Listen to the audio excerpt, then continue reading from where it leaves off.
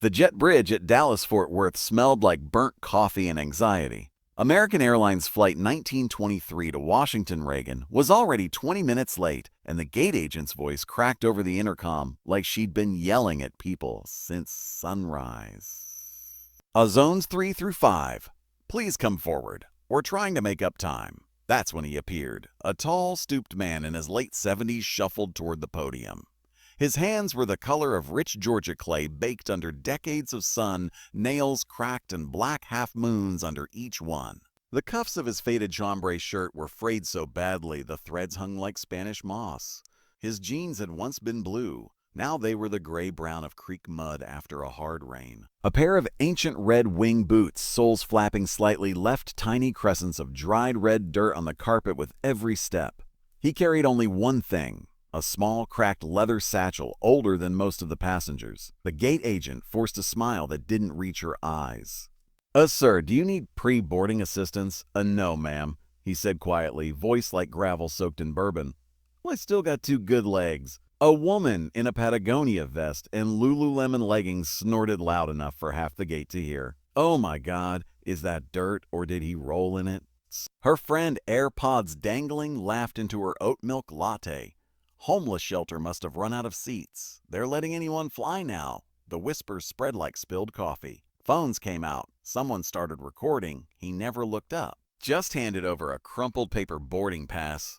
Group 8, the very last, and started down the jet bridge, each footstep leaving a faint red print behind him. Inside the Airbus A321, the mood was pure first-class contempt bleeding into coach. A tech bro in a $3,000 Canada Goose jacket watched the old man pass and muttered, Bro, there's a shower at my gym that costs less than this ticket. Use it." Row by row, the Snickers followed him. Seat 28C, aisle. Toward the back, right above the wing, he lifted the battered satchel into the overhead bin with surprising gentleness, then eased himself down. The vinyl seat groaned under even his thin frame. He smelled faintly of diesel, wood smoke, and something metallic, old blood that never quite washes out. Across the aisle, a teenage influencer named Kaylee, 2.1 million TikTok followers, angled her phone and started a live stream. "Y'all, we have a legit situation back here. Like, straight up hobo on my flight. Should I be scared or..." Comments exploded. "I call the marshal. He's gonna ask for change mid-flight. I swear." Do they even let people like that on planes? The old man stared straight ahead, hands folded in his lap like he was in church. The dirt under his nails looked almost black in the cabin light. Flight attendants did their safety dance. Nobody paid attention. Eyes kept drifting to row 28. Then the unexpected happened. 6 men boarded during final boarding, last possible second. All tall, all sunburned across the nose, all wearing the same desert tan 5.11 pants and carrying identical black roller bags. Their hair was high and tight, jaws sharp enough to cut glass. One had a faded globe and anchor tattoo peeking from his sleeve. Another had the subtle bulge of a concealed cig under his polo. Active-duty fighter pilots. You can smell them a mile away. They were scattered throughout the cabin. 2 in first class, 2 in Comfort Plus, 2 in the exit row. The captain came over the PA and welcomed them by name. "Ladies and gentlemen, we're honored to have several active-duty Air Force and Marine Corps aviators with us today. Thank you for your service." Polite golf claps. The Patagonia woman rolled her eyes. The plane pushed back. Engines whined. 30,000 feet came quickly. And that's when the real show began. A flight attendant, Maria, 22 years in the air, walked past row 28 with the beverage cart and stopped dead. Her hand flew to her mouth. Colonel Harlan?" she whispered. The old man looked up, pale blue eyes suddenly sharp. Maria Elena Ramirez. Look at you, all grown up and pouring coffee at 30,000 feet. She dropped to one knee right there in the aisle, tears already coming. Sir, I didn't recognize you." "Your hands. What happened?" "I've been digging fence posts for my granddaughter's pony." He smiled, the kind that creased his whole face. "Dirt washes off. Memories don't." Maria stood, turned to the entire cabin, and in a voice that cracked like thunder said, "This man sitting here in 28C, this is retired Marine Corps Colonel James Jimmy Harlan. He has two Navy Crosses, a Silver Star, 3 Purple Hearts, and spent 43 years defending every single person on this plane. Show some damn respect. Dead." Silence. You could hear the air recirculation.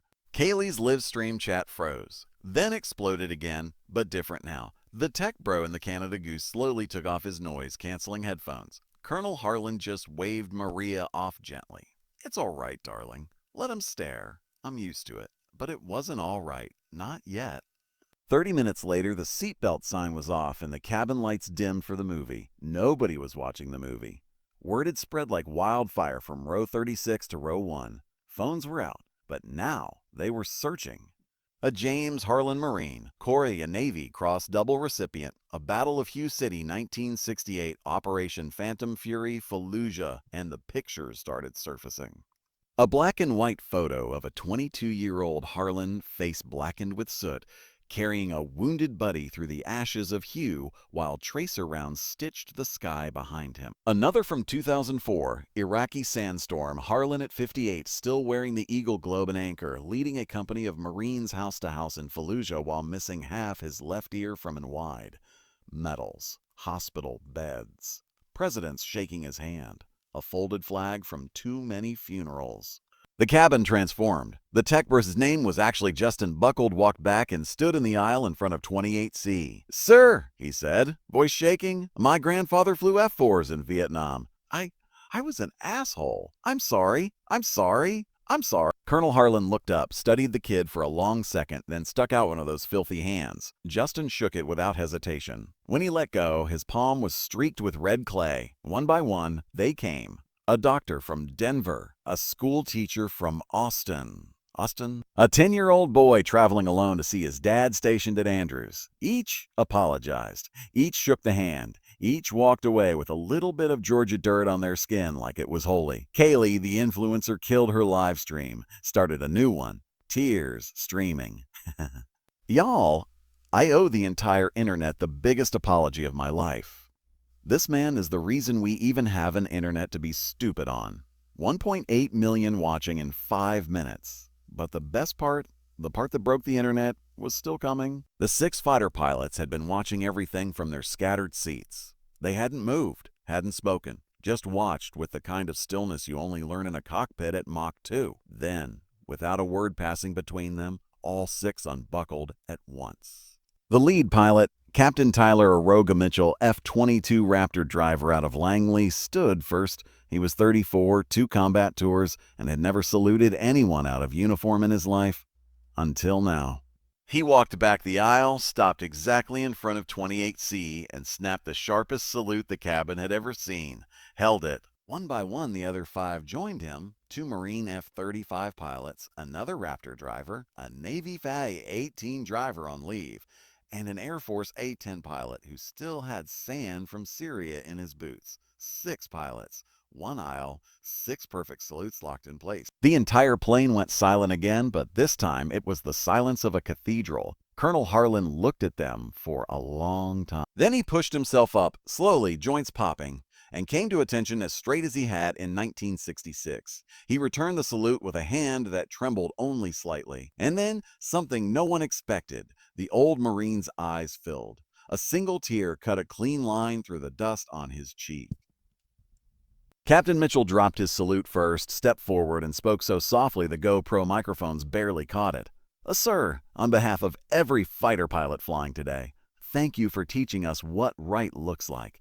Harlan tried to answer, couldn't, just nodded once. Mueang. Then Mitchell did something that made grown men cry in their seats. He reached into his pocket, pulled out a brand new pair of polished Silver Colonel's Eagles, still in the plastic from the BX, and gently pinned them to the frayed collar of that dirty chain brace shirt. The other 5 pilots followed suit, each producing a set of their own wings: Raptor wings, Lightning II wings, Super Hornet wings, Warthog wings, and pinned them one by one to the old man's chest until he looked like a Christmas tree made of silver and pride. When the last set was pinned, all 6 pilots stepped back, came to attention again, and in perfect unison said, "Hoorah, Colonel, and Merry Christmas," because only then did anyone realize what day it was. December 24th, Christmas Eve. The captain came over the PA 10 minutes from landing.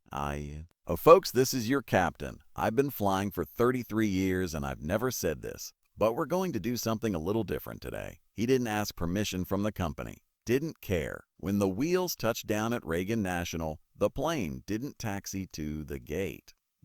It stopped on a remote taxiway, engines winding down. A stair truck rolled up. A Marine honor guard in dress blues waited at the bottom.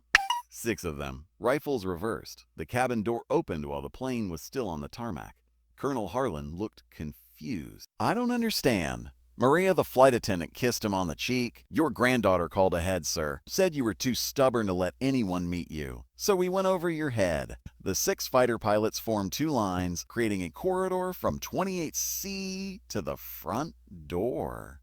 Every passenger was already standing. Phones up, not recording for clout now, recording for history. Harlan walked the gauntlet. Men saluted. Women cried. Children placed their hands over their hearts like they were saying the pledge.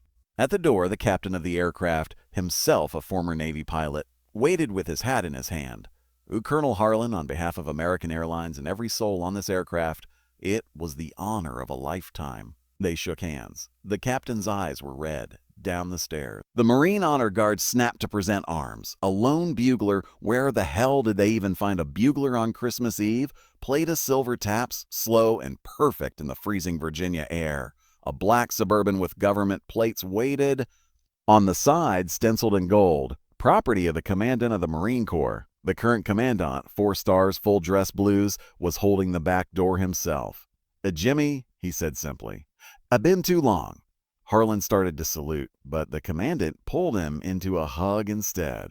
Behind them, the entire plane was deplaning down the stairs just to watch. Ground crew stopped working. Fuelers put down hoses. Even the ASA agent stood at attention. Kaylee's final TikTok, posted from the tarmac, hit 47 million views in 6 hours. Comment pinned at the top: "I used to think hero was a word we threw around too easy. Tonight I learned what it actually means. Merry Christmas, Colonel Harlan, from all of us." The Suburban pulled away. Red dirt from Georgia still falling off Harlan's boots onto pristine Marine Corps upholstery. Inside the terminal, travelers who weren't even on the flight saw it unfolding on every screen. Grown men openly wept at Gate C-22.